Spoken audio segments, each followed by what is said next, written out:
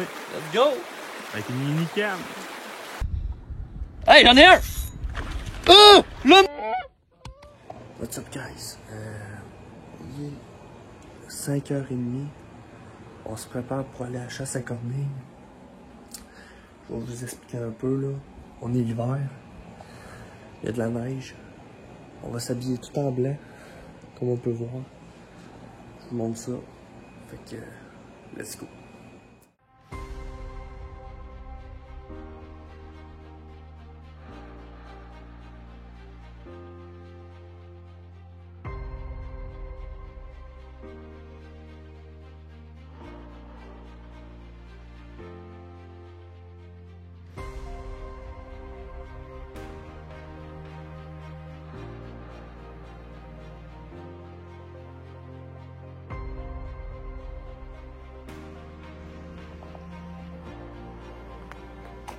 So, what's up la gang? On est rendu dans le champ. Ben, on n'est pas dans le champ parce que je suis dans mon char. Il fait un peu noir encore. Il va nous rester à préparer les decoys, le Fox Pro parce qu'il te faut un Fox Pro ou un caller électronique. Moi, c'est un Fox Pro. Fait que tu prends une petite batch de corneilles en decoy. Tu places, tu fais comme un rond, on va dire. Tu places le Fox Pro dans le milieu. Puis à éclairter les corneilles. Excusez-moi, les corneilles vont être perchées dans les arbres. Puis le but, ça va être des fers à venir. Fait qu'on va mettre la corneille blessée. Fait que ouais. Là, on est tout habillé en blanc parce qu'il faut. Une corneille, c'est très farouche. Fait qu'il faut vraiment pas être visible. Fait que tout full body en blanc. Moi, je vais avoir les mitaines en couleur champ, là, c'est pas bien grave. J'ôte la barrure du 12, on peut avoir 5 coups. Pas de besoin de la barrure de 3 coups. Parce que c'est une corneille, c'est pas un oiseau migrateur. Chassé à simple charge Challenger 7.5. Ça fait en masse la job. Fait que j'espère qu'on va avoir un matin une petite neige. J'espère qu'elle va pas nous nuire parce que s'il y a de la neige qui tombe ces corneilles, ça va faire une couche de blanc, puis ça, il faut pas. Fait qu'on va voir ce que ça va donner, je vais installer ça, puis faut creuser un trou aussi dans la neige. Fait que, let's go. Fait que là, on est assis dans le fossette. Il y a des arbres qui nous cachent. Elle derrière, les corneilles, puis elle du milieu, il y a le Fox Pro en arrière, en dessous. J'ai vu deux corbeaux quand j'ai installé le setup. Ils ont passé au-dessus de moi. Ils m'ont même pas vu dans les airs. Fait que on va voir ce que ça va donner. J'espère que ça va être bon.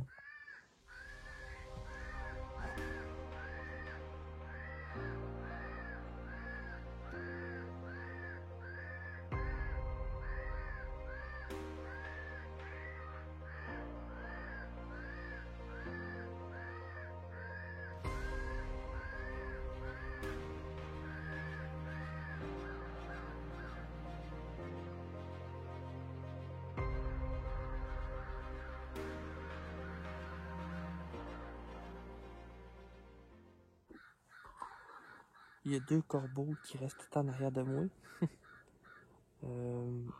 À date, pas entendu de corneille, c'est mauvais signe ça. La corneille, c'est pas compliqué là. C'est un oiseau là, qui est vraiment facile à tirer. Ben, facile à tirer. C'est que rien qu'à 7.5, on est capable de les down. À comparer d'une tarte qu'il faut du bébé. Fait que ça, c'est un positif, là. Les balles coûtent moins cher. Là. J'espère qu'on va en voir. En tout cas. J'ai encore les mêmes corbeaux qui gueulent en arrière. Check. On va faire mute, là.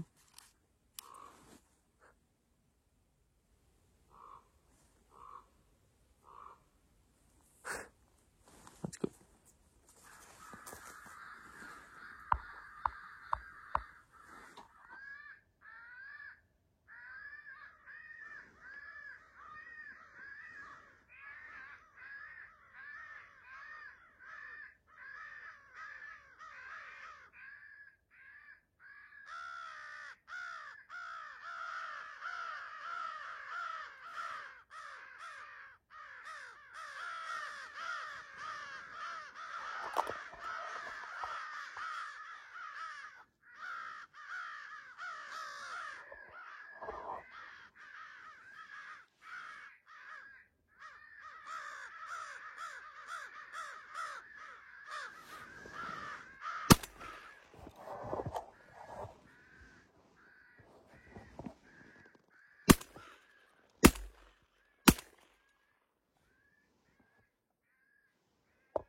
de 2. On va aller chercher ça.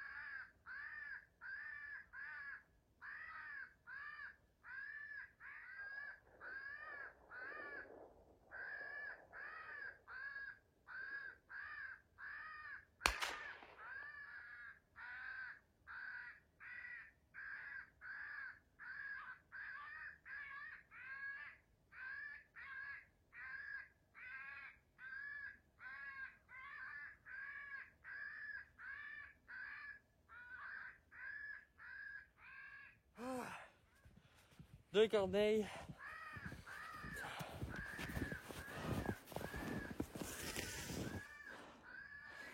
Ah.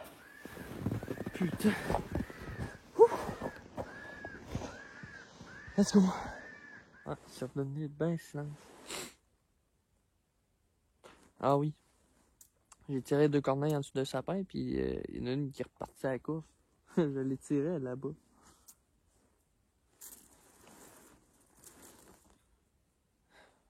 Ça tombe comme de l'eau, mais c'est quand même vorace. Hein. Pas l'oiseau le plus vorace, là, mais bon. Ah oui, puis c'est un oiseau qui est pas conseillé à chasser avec un chien. Parce que la corneille, elle aime ça crever les yeux des animaux. Quand elle se fait pogner, là, elle pique les yeux. Fait que ça, c'est une affaire que le monde ne savent pas, puis qui amènent leur chien, en tout cas. Chacun notre délire, là, mais moi, je faisais pas ça. C'est pas drôle, il y a rien que des corbeaux qui parlent. Parce que les corbeaux, c'est pas tirer. On peut pas tirer ça. Fait que... il y a un couple de corbeaux là, un couple de corbeaux là.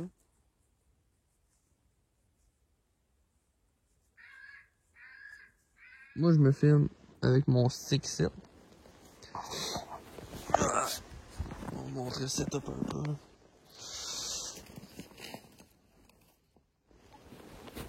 Ok. Fait que, moi, je suis dans le fossé. Il y a des arbres qui nous recouvrent là derrière. Ouais, fait que c'est très important de se cacher le derrière parce que ils peuvent pas faire de bruit puis nous surprendre par derrière puis les faire peur. Tu sais, c'est logique. Fait que, il y a le boisé ici. Ça, c'est tous mes champs. Ça, c'est mes champs lutardes, là. Mais c'est ça. Mon chat, il est parqué là-bas, ça dérange pas, là. Un petit setup corneille, moi, j'ai 6 corneilles. Faudrait que je m'en achète plus, là, mais 6 corneilles, ça fait la job pour commencer. Fait que, moi, je positionne ça de même. C'est pas grave, les marques, là. Ça va faire plus comme si un animal qui est mort, qui s'est débattu. Le Fox Pro qui est là. Direction que les corneilles passent tout le temps, moi, ils passent comme ça. Puis en milieu de saison, ils vont venir comme ça. Début de saison, pourquoi je dis qu'ils vont par là? Parce qu'ils sont pas habitués que les champs sont recouverts de neige. Quand ils sont mi-saison, les champs sont dans la neige, ça fait longtemps. Fait qu'ils partent de la ferme, que je vous ai dit que la terre est bonne. Ils partent de la ferme, puis ils s'en viennent vers ici. Fait que ils s'en viennent tout le temps par là. Fait que je les tire. Fait que tantôt, là, la shot, là, il virait au-dessus du lion. Pas du sapin, là, mais du pain. Du pain ou en tout cas, de la pinette, en tout cas, on s'en calisse. Mais il tournait ici. Puis moi, j'étais là. Puis j'ai essayé de vous montrer la shot à la caméra. Mais c'était ben trop haut. Fait que la première corneille a tombé. Regardez, là. J'étais là, j'ai tiré. La corneille a tombé ici, la première. On le voit là, il y a un peu de sang là. Fait que la première a tombé ici. Puis la deuxième, j'ai rien que pété un aile, elle a tombé au boisé, là. Fait que, ici, j'ai une trace de chevreuil. Fait que c'est à cause de ça que je vous dis que les pistes de pas borderez pas avec ça, là. Ça change pas bien grand chose, là. Dans la nature, il y en a des pistes, puis les corneilles, ils vont quand même. Fait que, je vais ranger ce setup. C'est pas mal ça pour la chasse à corneilles. Je sais, on n'a pas eu beaucoup de shots, là. Mais, écoute, sur une batch de 5 qui a passé en même temps, j'en ai tiré 2, c'est quand même pas pire.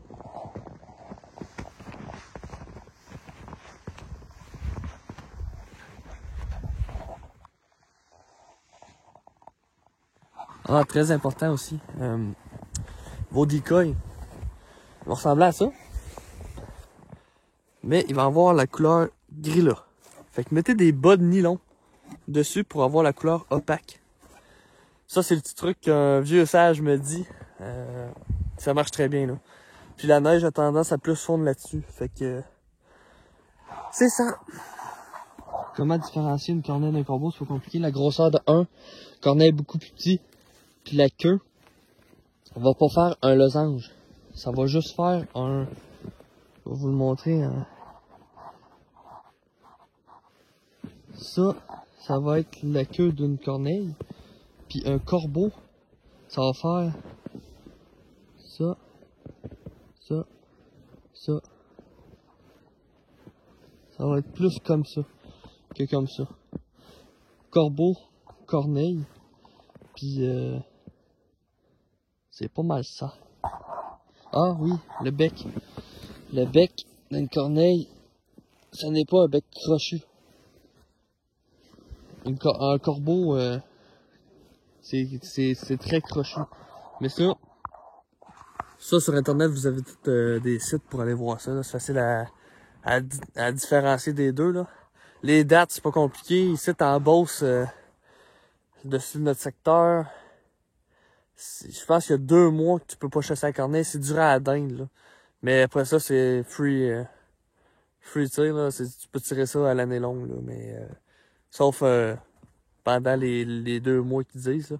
Mais checkez vos dates pareil. Là. Ça, c'est à vous autres de checker vos affaires. C'est vos responsabilités quand vous chassez, de savoir qu'est-ce que vous tirez. Puis les dates que vous pouvez chasser. Fait que j'espère que vous avez aimé la vidéo. Ça a été pas bien long, mais assez pour vous montrer un peu qu'est-ce que c'est que la chasse à corneille. Il va en revoir là. Demain, je retourne à corneille. On va essayer de faire des shots plus clean. Ben plus clean. Des shots mieux filmés. On va être 2. Fait que salut tout le monde.